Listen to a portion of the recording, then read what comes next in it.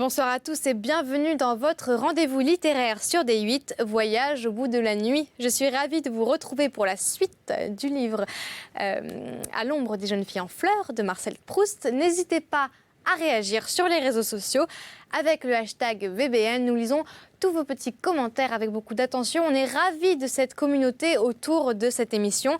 Tous les amoureux de la littérature qui nous laissent leurs impressions, leurs idées de lecture. Vraiment, c'est très agréable de voir qu'on a un public investi. Je vais donc reprendre cette lecture. Très bonne soirée à tous.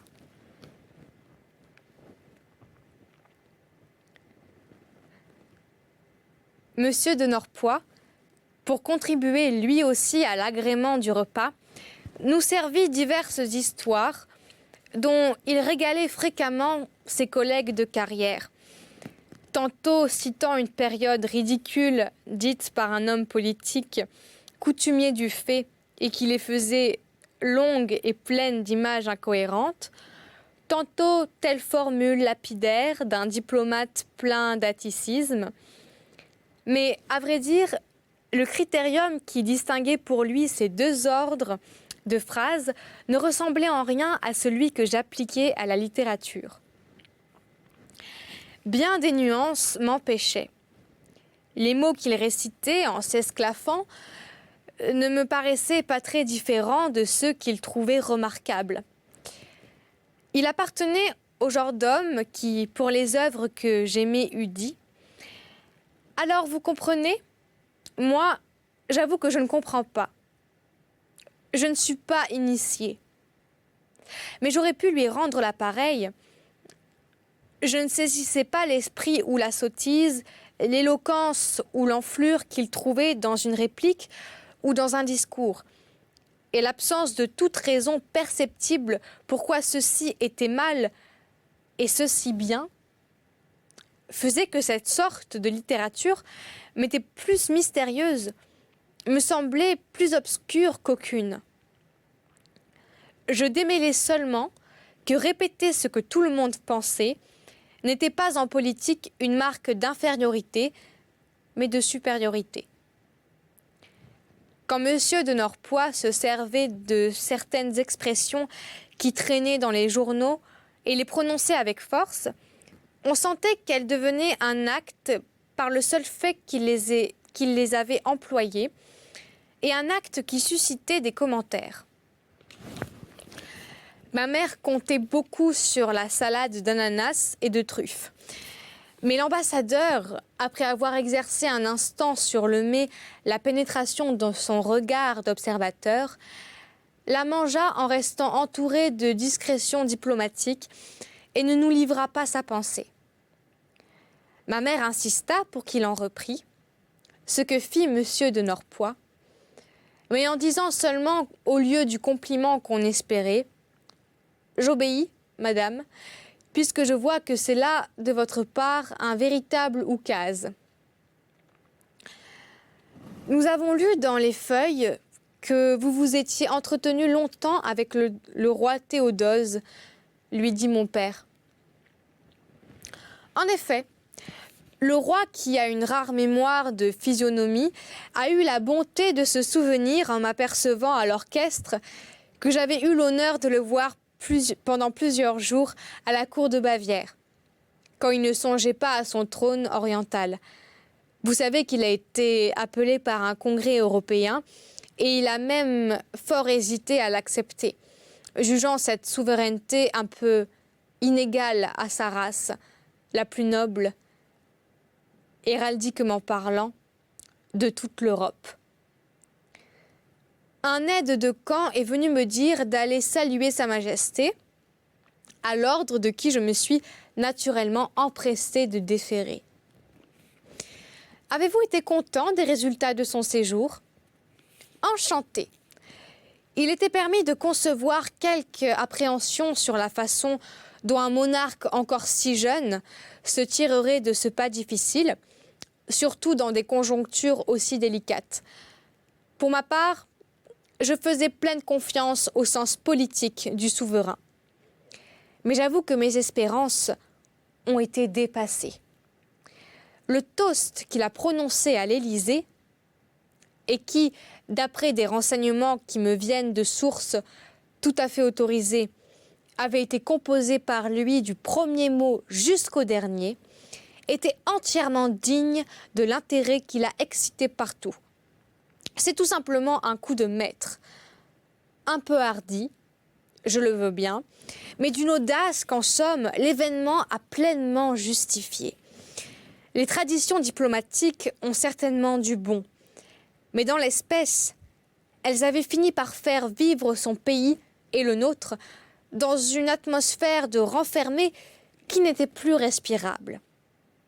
Eh bien, une des manières de renouveler l'air, évidemment une de celles qu'on ne peut pas recommander, mais que le roi Théodose pouvait se permettre, c'est de casser les vitres. Et il l'a fait avec une belle humeur qui a ravi tout le monde, et aussi une justesse dans les termes, où on a reconnu tout de suite la race des princes lettrés, à laquelle il appartient par sa mère. Il est certain que, quand il a parlé des affinités qui unissent son pays à la France, l'expression, pour peu usitée qu'elle puisse être dans le vocabulaire des chancelleries, était singulièrement heureuse. Vous voyez que la littérature ne nuit pas, même dans la diplomatie, même sur un trône, ajouta-t-il en s'adressant à moi. La chose était constatée depuis longtemps, je le veux bien, et les rapports entre les deux puissances étaient devenus excellents. Encore fallait-il qu'elle fût dite. Le mot était attendu, il a été choisi à merveille. Vous avez vu comme il l'a porté. Pour ma part, j'y applaudis des deux mains. Votre ami, monsieur de Vaugoubert, qui préparait le rapprochement depuis des années, a dû être content. D'autant plus que Sa Majesté, qui est assez coutumière du fait, avait tenu à lui en faire la surprise. Cette surprise a été complète du reste pour tout le monde, à commencer par le ministre des Affaires étrangères, qui, à ce qu'on m'a dit, ne l'a pas trouvé à son goût. À quelqu'un qui lui en parlait, il aurait répondu très nettement, assez haut pour être entendu des personnes voisines: « Je n'ai été ni consulté ni prévenu », indiquant clairement par là qu'il déclinait toute responsabilité dans l'événement. Il faut avouer que celui-ci a fait un beau tapage, et je n'oserais pas affirmer, ajouta-t-il avec un sourire malicieux, que tels de mes collègues pour qui la loi suprême semble être celle du moindre effort, n'en ont pas été troublés dans leur quiétude. Quant à Vaugoubert, vous savez qu'il avait été fort attaqué pour sa politique de rapprochement avec la France. Et il avait dû d'autant plus en souffrir que c'est insensible, un cœur exquis. J'en puis d'autant mieux témoigner que bien qu'il soit mon cadet et de beaucoup, je l'ai fort pratiqué. Nous sommes amis de longue date et je le connais bien. D'ailleurs, qui ne le connaîtrait ? C'est une âme de cristal. C'est même le seul défaut qu'on pourrait lui reprocher. Il n'est pas nécessaire que le cœur d'un diplomate soit aussi transparent que le sien. Cela n'empêche pas qu'on parle de l'envoyer à Rome, ce qui est un bel avancement, mais un bien gros morceau. Entre nous, je crois que Vaugoubert, si dénué qu'il soit d'ambition, en serait fort content et ne demande nullement qu'on éloigne de lui ce calice. Il fera peut-être merveille là-bas. Il est le candidat de la consulta, et pour ma part, je le vois très bien, lui si artiste, dans le cadre du palais Farnèse et la galerie des Caraches. Il semble qu'au moins personne ne devrait pouvoir le haïr. Mais il y a autour du roi Théodose toute une camarilla plus ou moins inféodée de Wellmastre, dont elle suit docilement les inspirations et qui a cherché de toute façon à lui tailler des croupières. Vaugoubert n'a pas eu à faire face seulement aux intrigues de couloir, mais aux injures de folliculaires à gages qui, au plus tard, lâches comme les tout journalistes stipendiés, ont été des premiers à demander l'amant, mais qui, en attendant, n'ont pas reculé à faire état, comme notre représentant, des ineptes accusations de gens sans aveu. Pendant plus d'un mois, les ennemis de Vaugoubert ont dansé autour de lui la danse du scalp, dit Monsieur de Norpois, en détachant avec force ce dernier mot. Mais un bon averti en vaut deux. Ces injures, il les a repoussées du pied. Ajouta-t-il plus énergiquement encore, et avec un regard si farouche que nous cessâmes un instant de manger. Comme dit un beau proverbe arabe, les chiens aboient, la caravane passe. Après avoir jeté cette citation, Monsieur de Norpois s'arrêta pour nous regarder et juger de l'effet qu'elle avait produit sur nous. Il fut grand. Le proverbe nous était connu.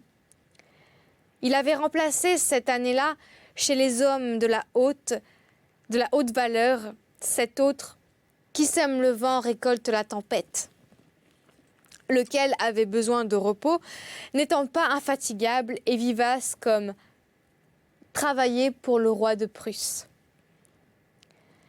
Car la culture de ces gens éminents était une culture alternée et généralement triennale. Certes, les citations de ce genre, et desquelles M. de Norpois excellait à émailler ses articles de la revue, n'étaient point nécessaires pour ceux qui se parurent solides et bien informés. Même dépourvus de l'ornement qu'elle leur apportait, il suffisait que M. de Norpois écrivît à point nommé ce qu'il ne manquait pas de faire. Le cabinet de Saint-James ne fut pas le dernier à sentir le péril, ou bien l'émotion fut grande au pont, au chantre, où l'on suivait d'un œil inquiet la politique égoïste mais habile de la monarchie bicéphale, ou un cri d'alarme parti de Montecitorio, ou encore cet éternel double jeu qui est bien dans la manière de Ballplatz. À ces expressions, le lecteur profane avait aussitôt reconnu et salué le diplomate de carrière. Mais ce qui avait fait dire qu'il était plus que cela, qu'il possédait une culture supérieure, cela avait été l'emploi raisonné de citations dont le modèle achevé restait alors « Faites-moi de bonnes politiques et je vous ferai de bonnes finances », comme avait coutume de dire le baron Louis. On n'avait pas encore importé d'Orient. La victoire est à celui des deux adversaires qui sait souffrir un quart d'heure de plus que l'autre, comme disent les Japonais. Cette réputation de grand lettré, jointe à un véritable génie d'intrigue caché sous le masque de l'indifférence, avait fait entrer M. de Norpois à l'Académie des sciences morales. Et quelques personnes pensèrent même qu'il ne s'était pas déplacé à l'Académie française le jour où, voulant indiquer que c'est en resserrant l'alliance russe que nous pourrions arriver à une entente avec l'Angleterre, il n'hésita pas à écrire « Qu'on le sache bien au Quai d'Orsay, qu'on l'enseigne désormais dans tous les manuels de géographie qui se montrent incomplets à cet égard, qu'on refuse impitoyablement au baccalauréat tout candidat qui ne saura pas le dire.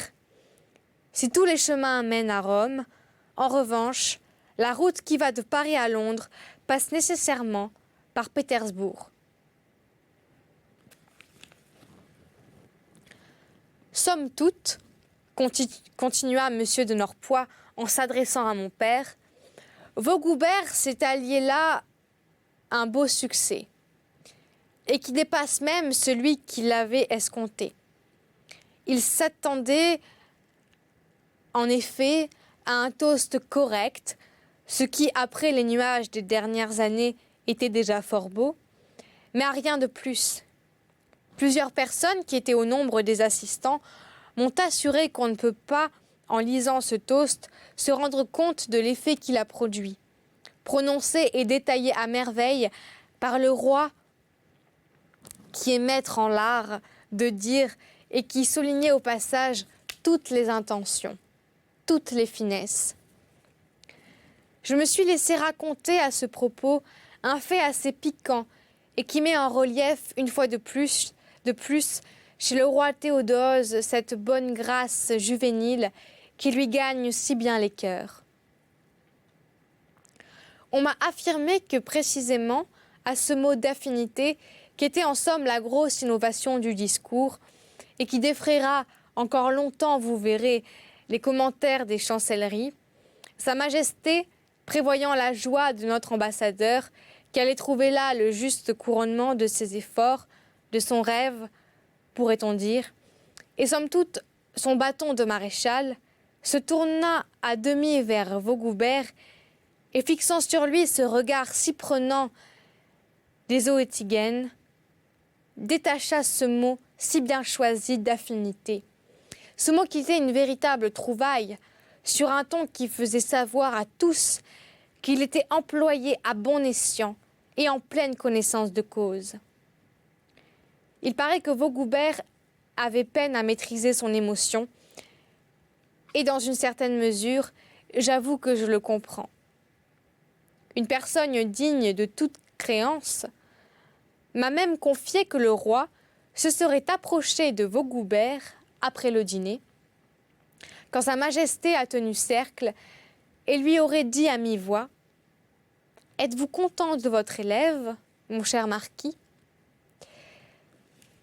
Il est certain, conclut M. de Norpois, qu'un pareil toast a plus fait que 20 ans de négociations pour resserrer entre les deux pays leurs affinités, selon la pittoresque expression de Théodose II.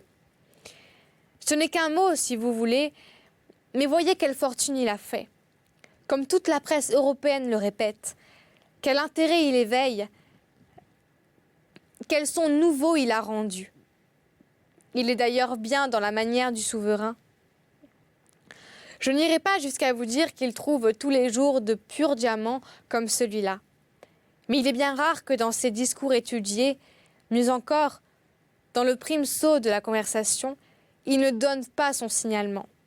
J'allais dire, il n'impose pas sa signature, par quelques mots à l'emporte-pièce. Je suis d'autant moins suspect de partialité en la matière que je suis ennemi de toute innovation en ce genre. 19 fois sur 20, elles sont dangereuses. Oui, j'ai pensé que le récent télégramme de l'empereur d'Allemagne n'a pas dû être de votre goût, dit mon père.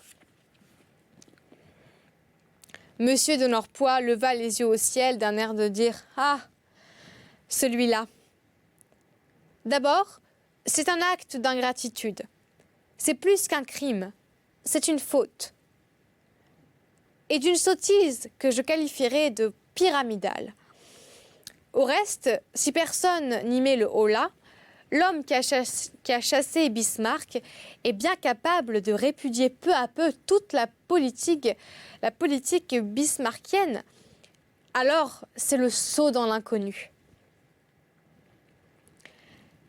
Et mon mari m'a dit, monsieur, que vous l'entraîneriez peut-être un de ces étés en Espagne. J'en suis ravie pour lui. Mais oui, c'est un projet tout à fait attrayant dont je me réjouis. J'aimerais beaucoup faire avec vous ce voyage, mon cher. Et vous, madame, avez-vous déjà songé à l'emploi des vacances ? J'irai peut-être avec mon fils à Balbec, je ne sais. Ah, Balbec est agréable. J'ai passé par là il y a quelques années. On commence à y construire des villas fort coquettes. Je crois que l'endroit vous plaira. Mais puis-je vous demander ce qui vous a fait choisir Balbec ? Mon fils a le grand désir de voir certaines églises du pays, surtout celle de Balbec. Je craignais un peu pour sa santé, les fatigues du voyage et surtout du séjour. Mais j'ai appris qu'on vient de construire un excellent hôtel qui lui permettra de vivre dans les conditions de confort requises par son état. Ah, il faudra que je donne ce renseignement à certaines personnes qui n'est pas femme à en faire fi. L'église de Balbec est admirable, n'est-ce pas, monsieur ? Demandai-je, surmontant la tristesse d'avoir appris qu'un des attraits de Balbec résidait dans ces coquettes villas. Non, elle n'est pas mal, mais enfin, elle ne peut soutenir la comparaison avec ces véritables bijoux ciselés que sont les cathédrales de Reims, de Chartres, et à mon goût, la perle de toutes, la Sainte-Chapelle de Paris. Mais l'église de Balbec est en partie romane. En effet, elle a un style roman qui est déjà par lui-même extrêmement froid et ne laisse en rien présager l'élégance, la fantaisie des architectes gothiques qui fouillent la pierre comme de la dentelle. L'église de Balbec mérite une visite si on est dans le pays. Elle est assez curieuse. Si un jour de pluie, vous ne saurez que faire, vous pourrez entrer là. Vous verrez le tombeau de Tourville. Est-ce que vous étiez hier au banquet des affaires étrangères ? Je n'ai pu y aller, dit mon père. Non, répondit monsieur de Norpois, avec un sourire. J'avoue que je l'ai délaissé pour une soirée assez différente. J'ai dîné chez une femme dont vous avez peut-être entendu parler, la belle Madame Swann. Ma mère réprima un frémissement, car d'une sensibilité plus prompte que mon père, elle s'alarmait pour lui de ce qui ne devait le contrarier qu'un instant après. Les désagréments qui lui avaient été perçus d'abord par elle, comme ces mauvaises nouvelles de France qui sont connues plutôt à l'étranger que chez nous. Mais curieuse de savoir quel genre de personnes les Swann pouvaient recevoir, elle s'enquit auprès de monsieur de Norpois, de celle qu'il y avait rencontrée. Voilà, c'est ici que j'achève cette lecture. J'espère que vous avez passé un bon moment en ma compagnie. Pour ma part, j'ai été ravie de poursuivre cette lecture avec vous. On se retrouve tout de suite pour la suite de ce roman.